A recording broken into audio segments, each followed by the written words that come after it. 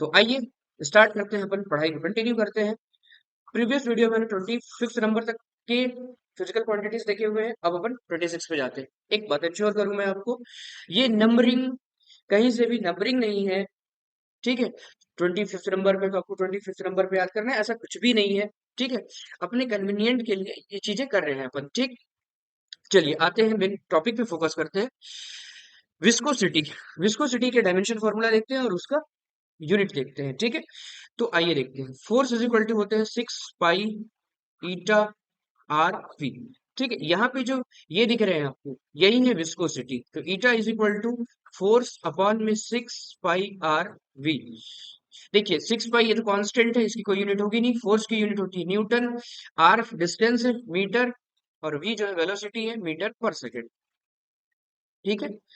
अब देखिए ये क्या हो जाएंगे आपके पास, न्यूटन पर मीटर स्क्वायर, सेकंड क्या हो जाएंगे, ऊपर पे इंटू हो जाएंगे, ये हो गए सेकंड। तो इसकी यूनिट क्या हो गई, न्यूटन सेकंड पर मीटर स्क्वायर। तो इस चीज को अगर आप कंबाइनली कहना चाहे ना, यही चीज आपका कहलाता है क्या, पॉइसवेली, पॉइसवेली, ठीक है। अब इसकी जो है ये एमकेएस यूनिट है, ये आपकी एसआई हो गई। अब अगर आपको इसी की सीजीएस यूनिट चाहिए तो क्या हो जाता वो, dyne into second upon centimetre square. अच्छा, इस चीज को क्या बोलते हैं मालूम है आपको, इसको बोलते हैं पॉइस, ठीक है। पॉइसली अलग चीज, पॉइस अलग चीज, ठीक। तो देखिए हम कितने हाई लेवल तक की चीजें आपको बता रहे हैं, एकदम आराम से समझा रहे हैं, ठीक है। ये इसकी कौन सी यूनिट है, सीजीएस। ये कौन सी यूनिट है, एमकेएस। ये कौन सी है, एसआई। और पॉइस और पॉइसली के बीच में रिलेशन हम जो देखेंगे, ये देखेंगे हम किसमें, कन्वर्जन में, ठीक है। आपको बड़ा मजा आएगा, हमारे साथ कंटिन्यू बने रहिए। आपको कन्वर्जन सिखाया जाएगा, यूनिट्स मेजरमेंट सभी चीजें सिखाई जाएंगी, ठीक। अब आप हम बात कर लेते हैं डायमेंशन फॉर्मूले की। आइए देखते हैं डायमेंशन फॉर्मूला, डीएम शॉर्ट में। न्यूटन, न्यूटन के लिए डायमेंशन फॉर्मूला क्या होता है, फोर्स है, मास इंटू एक्सेलरेशन, एक्सेलरेशन की क्या होती है, LT-2 second time T, metre square है ये, मतलब लेंथ है, लेंथ का स्क्वायर, ठीक है। अब आप देखिए यहाँ से एक स्क्वायर से एक एल कैंसिल आउट हो जाएंगे, तो आपके पास क्या बच गए, एम टी पे ये -2 है, ये पावर कितना है, 1 है, तो -2 में से 1 कैंसिल आउट होंगे तो कितना हो जाएंगे, -1 अपॉन में एल। अब इसको अगर आप राइट डाउन करना चाहे तो ये क्या हो जाएंगी, एम एल -1 और टी के पावर में -1। तो ये हो गई आपके पास विस्कोसिटी की डायमेंशन फॉर्मूला, श्यानता गुणांक, विस्कोसिटी इंडेक्स कहते हैं इसको, ठीक है। तो इस तरीके से आपने डायमेंशन फॉर्मूला देखा और इसकी यूनिट्स देखी, ठीक। चलिए आगे प्रोसीड करते हैं। मैं आपको लगातार कह रहा हूँ कि अपने नोट्स जो है वो प्रॉपर रेडी करते जाइए, ठीक है। अब अपन देखते हैं पोटेंशियल के बारे में। इलेक्ट्रिसिटी की तरफ आप जाते हैं तो पोटेंशियल देखेंगे, रेजिस्टेंस देखेंगे, ठीक है। पोटेंशियल के फॉर्मूले देखेंगे हमें अपन यहाँ से। पोटेंशियल को V से इंडिकेट किया जाता है, V is equal to W/Q होते हैं, ठीक है। V is equal to W/Q, work done, मतलब किसी यूनिटरी चार्ज को इनफाइनाइट से, ठीक है, इलेक्ट्रिक फील्ड के किसी पॉइंट पे लाने में जितना वर्क परफॉर्म करते हैं आप, दैट इज नॉन पोटेंशियल, ठीक है। तो वर्क डन की यूनिट क्या होती है, यूनिट के बारे में बात करें तो जूल, और ये चार्ज है इसकी यूनिट क्या होती है, कूलम, जूल पर कूलम। बट इस चीज को कंबाइनली आप कहते हैं वोल्ट। तो पोटेंशियल की यूनिट क्या हो गई, वोल्ट। अब बात कर लेते हैं डायमेंशन फॉर्मूले की, कुछ नहीं करना है आपको, देखिए जूल दिख रहा है आप, जूल किसके होते हैं, वर्क डन की होती है। वर्क डन के हमने बताए हुए हैं आपको डायमेंशन फॉर्मूला। अच्छा एक बात और आपके माइंड में रहेगा कि अरे इतना कैलकुलेशन करेंगे तब तक तो हो गया, कैलकुलेशन आपको नहीं करना है, यकीन मानिए आपको जब प्रिपेयर हो जाएंगे आप एकदम आसानी के साथ राइट डाउन कर पाएंगे, जैसे मैं राइट डाउन कर पा रहा हूँ, ठीक है। तो फोर्स की निकाल लीजिए, क्या हो जाएंगे, M L T-2, ये क्या है, डिस्प्लेसमेंट, उसकी क्या हो जाएगी, L। तो कितनी हो गई, M L² T-2, ये वर्क डन का हो गया, ठीक है। चार्ज की बात कर ले, चार्ज के डायमेंशन फॉर्मूला क्या होंगे? तो चार्ज का डायमेंशन फॉर्मूला अगर आप करंट का डेफिनेशन देखेंगे तो आई इज इक्वल टू क्या होते हैं, क्यू बाई टी। तो यहां से अगर आप राइट डाउन करना चाहें तो क्यू इज इक्वल टू क्या हो जाएंगे, आई इंटू टी। तो आई के डायमेंशन फॉर्मूला क्या होंगे, ए, एम्पियर, ए से इंडिकेट करेंगे, ठीक है इसको, और टाइम को टी से इंडिकेट कर लीजिए। तो आई की डायमेंशन फॉर्मूला आपके पास क्या हो जाएगी, ए टी। ठीक, इस तरीके से पोटेंशियल का डायमेंशन फॉर्मूला आपके पास हो जाएगा। डायमेंशन फॉर्मूला ये हो जाएंगे, जूल, जूल के लिए आप क्या राइट डाउन करेंगे, M L square T minus two upon पे चार्ज, चार्ज के लिए हो गया आपके पास ए टी। ठीक है, रटना कहीं से भी नहीं है, एकदम आसानी के साथ देखिए आप चीजों को निकाल पाएंगे। ठीक है, अब रटने चले गए अगर आप तो फिर मुश्किल है कि चीजें आपको याद हो पाएंगी। चलिए अब 28 नंबर पे आते हैं। कैपेसिटी, कैपेसिटी, धारिता, इसको कैलकुलेट करते हैं। सी से इंडिकेट करते हैं, C is equal to Q by V. ये फॉर्मूला है आपके पास। क्यू की यूनिट कूलम, वी की यूनिट वोल्ट, कूलम पर वोल्ट। लेकिन इसको कंबाइनली क्या कहते हैं मालूम है आप, इस चीज को कंबाइन तरीके से कहा जाता है फेरड। ठीक है, और इसको कैपिटल एफ से इंडिकेट किया जाता है। ठीक है, ये हो गए आपके इसके यूनिट के बारे में। तो कैपेसिटी की यूनिट क्या हो गई, फेरड। ठीक है, अब चलिए इसके डायमेंशन फॉर्मूले के बारे में बात करते हैं। तो डायमेंशन फॉर्मूला इज व्हाट, देखिए क्यू, क्यू का डायमेंशन फॉर्मूला क्या है आपके पास, अभी जस्ट मैंने कैलकुलेट करके दिया हुआ है 80। वी, वी के डायमेंशन फॉर्मूला क्या है, अभी जस्ट इससे पहले हमने कैलकुलेट किया हुआ है वी की डायमेंशन फॉर्मूला। ठीक है, ये देखिए वी के डायमेंशन फॉर्मूला क्या है आपके पास, M M L square T minus two upon पे 80। तो 80 क्या हो जाएंगे, इनटू ऊपर पे आ जाएंगे तो 80 ये हो गए। ठीक है, तो इस तरीके से A square T square upon M L square T minus two. ठीक है, इसको आगे सॉल्व करते हैं, देखिए तो क्या हो जाएंगे ये, एम ऊपर पे जाएंगे रेसिप्रोकल होंगे तो क्या हो जाएंगे ये, एम के power minus one, L reciprocal होंगे तो क्या हो जाएंगे माइनस टू, टी के पावर में टू ऑलरेडी है यहाँ पे, और ये ऊपर जाएंगे तो क्या हो जाएंगे प्लस टू। ठीक है, और ये ए का स्क्वायर। ठीक है, तो ये हो गए M inverse L minus two T पे फोर ए स्क्वायर। ये हो गए आपके पास डायमेंशन फॉर्मूला किसके, कैपेसिटी के। ठीक है, अब इतनी बड़ी डाटा को आप कैसे याद करेंगे, मेमोराइज नहीं कर सकते हैं। बेस्ट टेक्निक है, और वो यही टेक्निक है जिससे आप याद रख पाएंगे। ठीक है, थोड़ा सा एक लिटिल मिस्टेक है यहाँ पे, फिर आप बोलेंगे कि नहीं सर यहाँ पे आपने गलती करी हुई है। नहीं, देखिए यहाँ पे ना आप थोड़ी सी चीजों को सही कर सकते हैं। अगर आप यहाँ पे राइट डाउन करें तो मैं कलर चेंज कर लेता हूँ, फिर आपको इसको अच्छे से स्पेसिफाई कर देता हूँ। M L square T minus two है ये पावर, और ये ऊपर जाएंगे तो कितना हो जाएंगे माइनस थ्री, और ए ऊपर जाएंगे तो माइनस वन। इस तरीके से आपके पास इसकी फाइनलाइज डाटा होगी। ठीक है, चलिए कंटिन्यू करते हैं, इसको आगे बढ़ते हैं। 28 के बाद अब आ जाते हैं अपन 29, 29। अब देखते हैं रेजिस्टेंस के बारे में बात। रेजिस्टेंस, नींद आपकी पढ़ाई में काफी रेजिस्टेंस है भाई, है ना, आलस।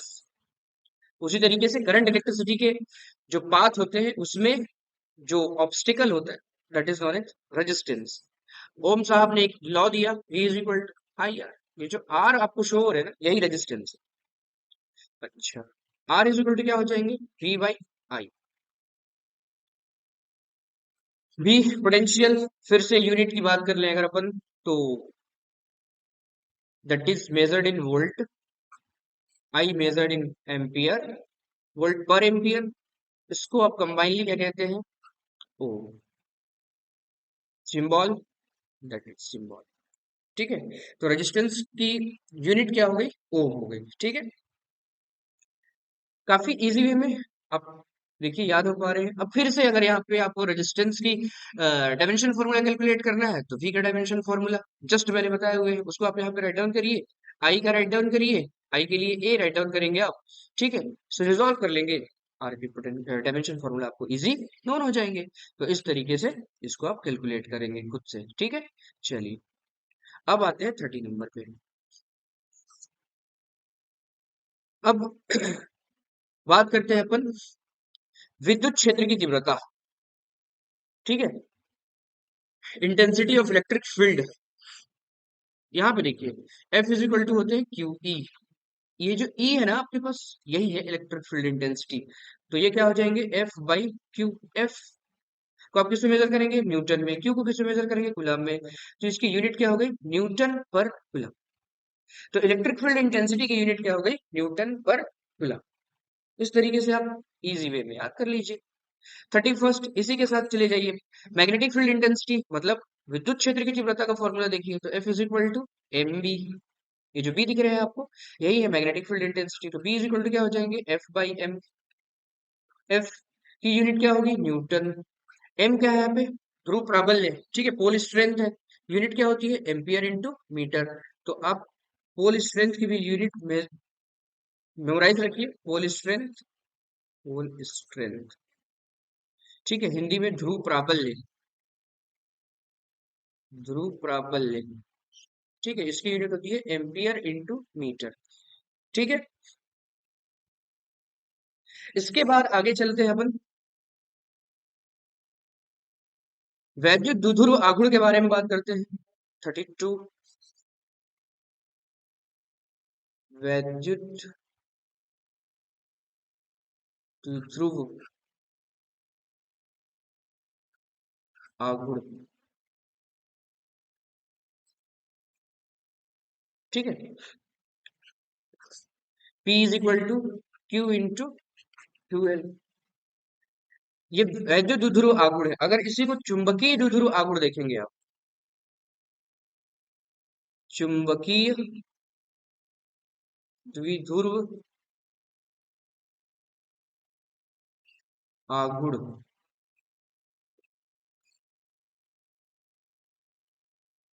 इसको बोलते हैं मैग्नेटिक डाइपोल मूवमेंट, इंग्लिश में अगर देखेंगे आप तो, ठीक है।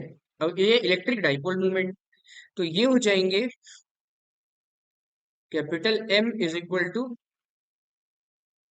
M into 12।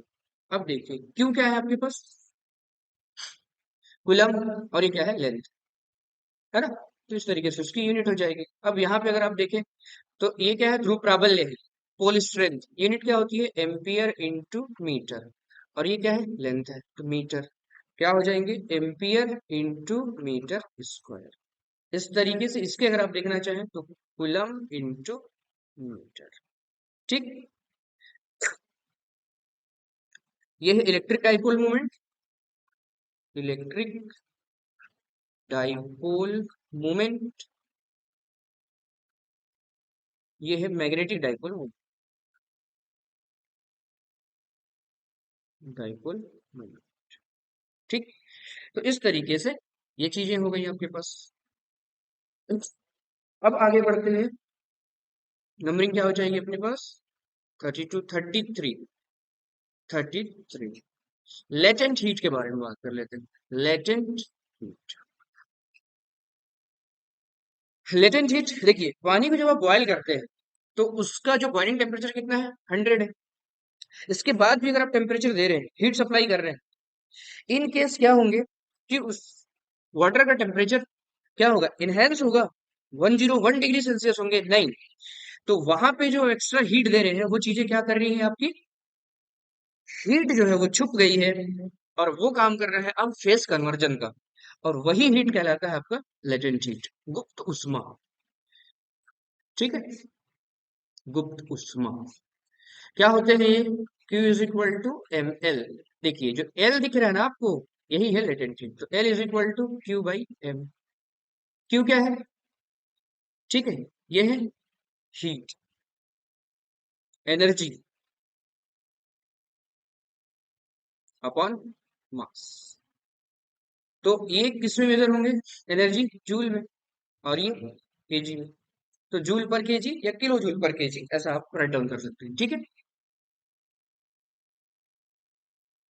चलिए आगे चलते हैं, 33 के बाद 34। अब बात कर लेते हैं स्पेसिफिक हीट की। स्पेसिफिक हीट लेटेंट हीट क्या करते हैं, फेज कन्वर्जन के काम करते हैं। स्पेसिफिक हीट टेम्परेचर को रेज करने का काम करेगा, ठीक है, ये रेज करेगा टेम्परेचर, ये बढ़ाएगा, ठीक, रेज करेंगे ये टेम्परेचर। तो देखिए आइए फॉर्मूले पे आते हैं। Q इज इक्वल टू होते हैं M C V D T, या फिर ये M C P D T भी हो सकते हैं। यही है आपकी स्पेसिफिक हीट। तो सी वी या C P is equal to हो जाएंगे क्यू बाई में एम डी टी। क्यू की unit joule, mass K G, ये जो डी टी दिख रहा है आपको, ये टेम्परेचर है, केल्विन, जूल पर के जी केल्विन। अब इस तरीके से आपके पास हो गए 34, फिर आ जाते हैं 35।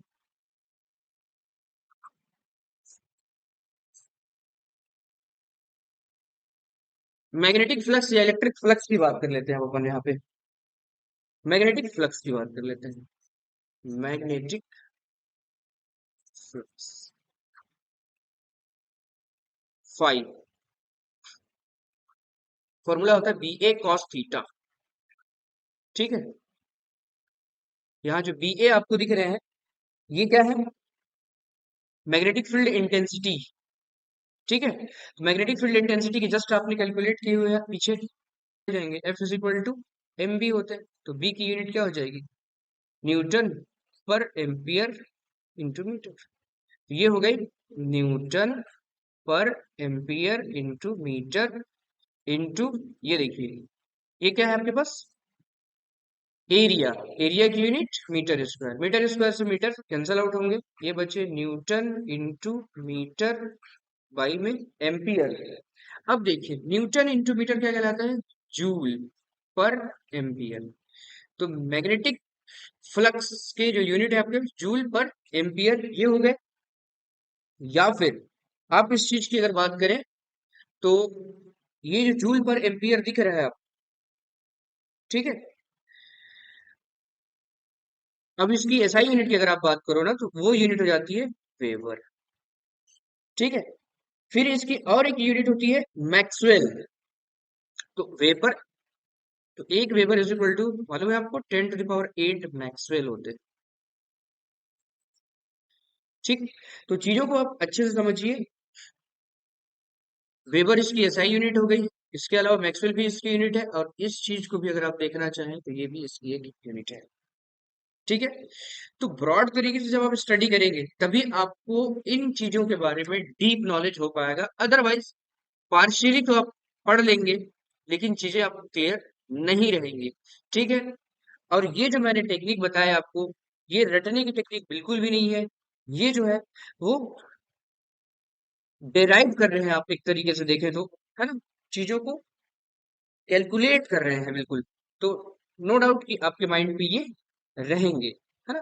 डायमेंशन फॉर्मूला मैंने कंसिस्टेंटली अभी छोड़े हुए हैं लगातार, क्योंकि मैंने आपको डायमेंशन फॉर्मूला निकालने की टेक्निक सिखा दिए हैं, और आशा करता हूं कि आप सीख गए होंगे। और बाकी जो बच गए हैं, जिनके डायमेंशन फॉर्मूला मैंने नहीं निकाले हैं, आप निकाल पाएंगे, और बिल्कुल इजी वे में निकाल पाएंगे, ठीक है। पढ़ते रहिए, धन्यवाद।